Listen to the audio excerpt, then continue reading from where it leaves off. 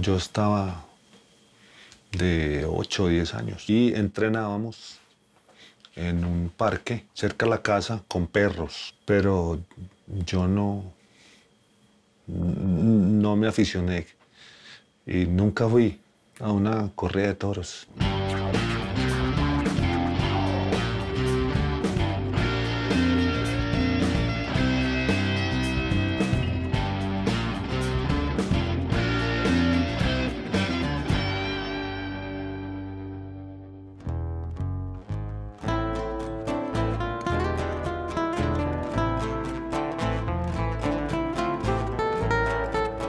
En el barrio donde yo vivía, es cerca a la Universidad de Antioquia, y en esos años había muchas protestas, tanto por la defensa de la educación pública como contra la guerra de Vietnam, y los enfrentamientos de los estudiantes con la policía llegaban hasta mi casa. Entonces nosotros lográbamos ver todo eso y uno se sentía como siendo un niño, adolescente, como apoyando los estudiantes.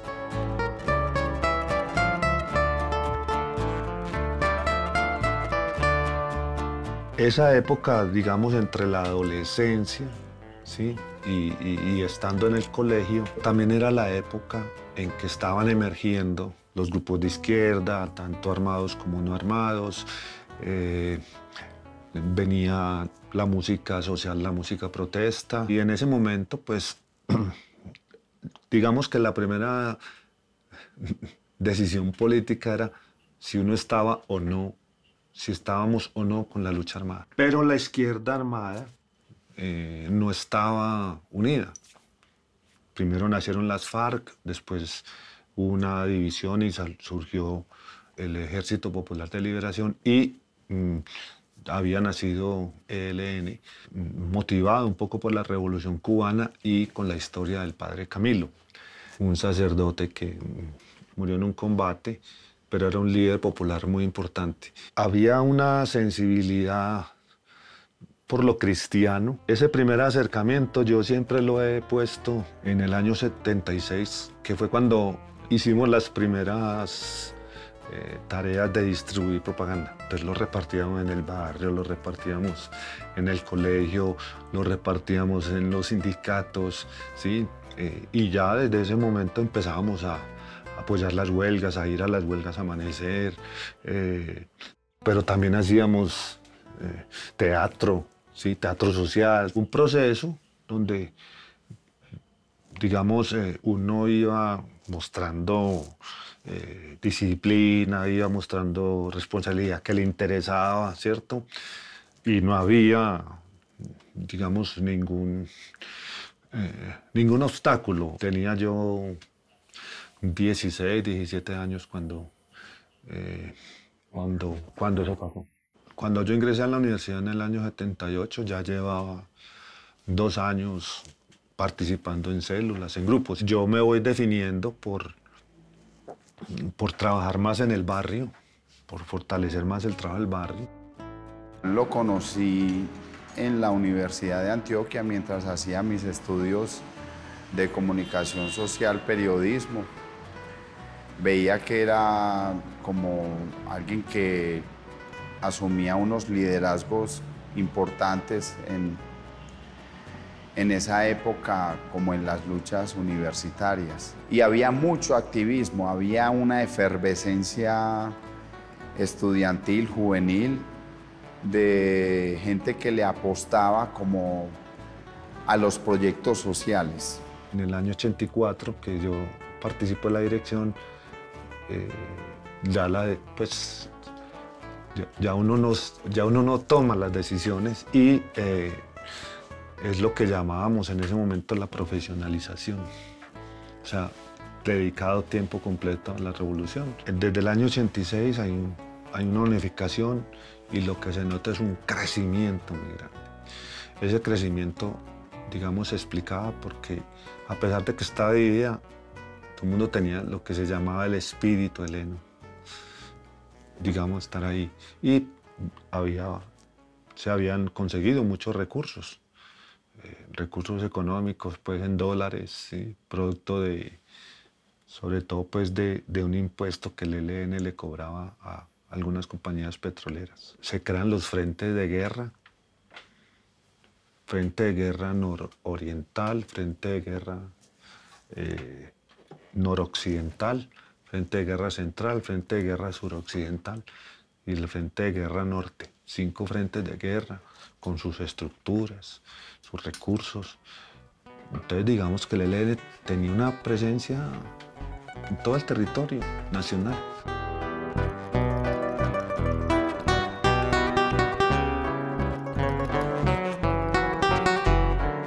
Bueno, en el año 87 yo participo de la primera Escuela Nacional de Cuadros, pero fue una escuela fundamentalmente de formación política y un poco de entrenamiento militar también. Yo vivía en una casa pues, de seguridad con una persona, con una compañera y un compañero que era de otra ciudad, pero que se había venido acá. Y allá en mi casa y encuentran, pues, nosotros los llamábamos, a esos problemas de seguridad le llamábamos quemarse, me quemé. Yo me voy al nororiente del país, me mandan a una ciudad pequeña que tiene muy cerca la zona rural. Entonces, allá lo que hacemos es fortalecer el trabajo urbano y estar más cerca de las estructuras rurales. Cuando yo llego a esa zona hay una génesis de grupos paramilitares, se llamaron los macetos. La actuación en la época que yo les describo, digamos, era más selectiva. Entonces no eran enfrentamientos como sucedió a partir de la década de los 90, que ellos mataban un líder social o mataban un guerrillero, lo desaparecían. A mí me golpeó mucho la muerte del médico Héctor Abad Gómez, que siendo un dirigente liberal de derechos humanos, aquí asesinaron a Héctor Abad y en el entierro de él asesinaron otros 2 profesores, porque el año 87 fue un año de mucho asesinato de líderes, tanto que estábamos promoviendo una campaña por la vida, Movimiento por la Vida, recuerdo que se llamaba.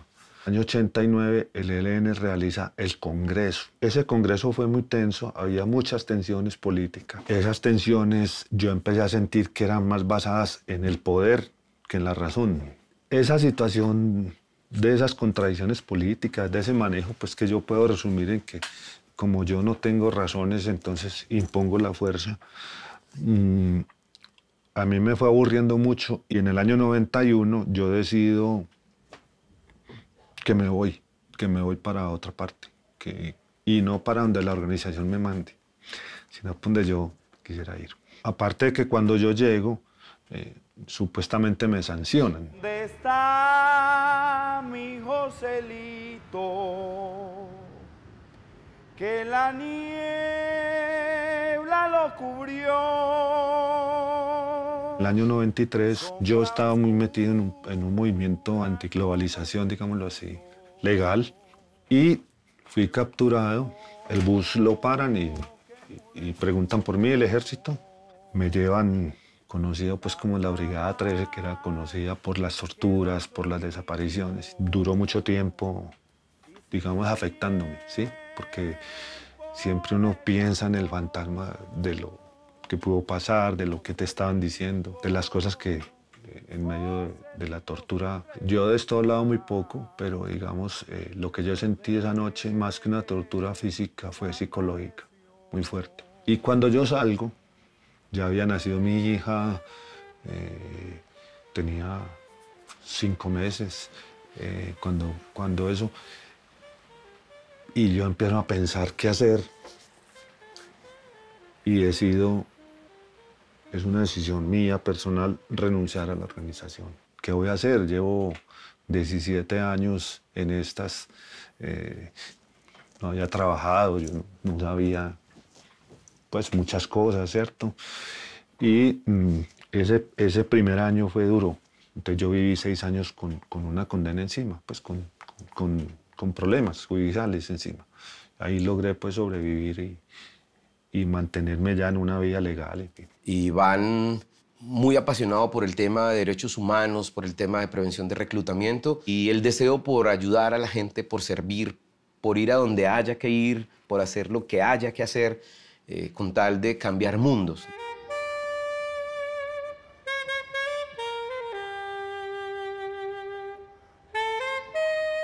Yo fui construyendo ese relato frente a lo dañino que son las armas. Hay un cantautor argentino que dice la cosa más sencilla sobre las armas. Digo, las armas se hicieron para matar a la humanidad. La palabra revolución significa que en la historia hay grandes rupturas en cualquier área de la vida, ¿cierto? Y en las artes, en las ciencias, en la política, ¿sí? Me permitió entender que en el fondo realmente yo soy un hombre pacífico, completamente pacífico. El psicoanalista me preguntó unos años después, ¿usted por qué entró? Después de varias sesiones me dijo, yo le dije, yo sé por qué me salí, pero no por qué entré. Déjeme, yo sigo pensando. Me dijo, no, es que las razones que usted me da, yo las comparto. Yo estoy de acuerdo con usted. Pero yo no elijo el camino de la lucha armada. No dediquen sus fuerzas, su inteligencia a la guerra, dedíquenle eso a la paz.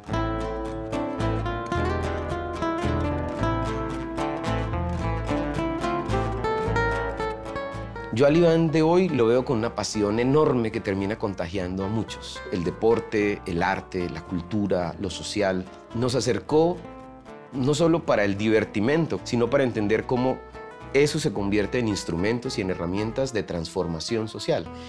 Yo sentía temor, pero yo era muy positivo. Las cosas que aprendí allá las aplico, las he aplicado. Cuidarme, como decimos aquí, no dar papaya. Vuelvo a encontrármelo muchos años después y empiezo a ver en él como un perfil diferente, como de lucha por los derechos humanos, de defensa de la vida. La vida debiera ser un valor supremo en nuestra sociedad.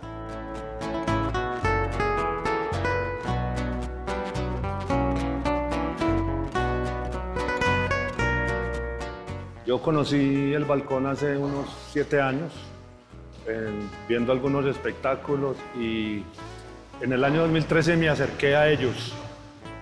Vi unos chicos en un bar haciendo una presentación y empecé a mirar la forma de apoyarlo, porque vi que era una experiencia que llevaba muchos años y que era muy exitosa para ofrecer alternativas a los chicos, a las chicas en contextos de violencia donde pues había muy buenos resultados.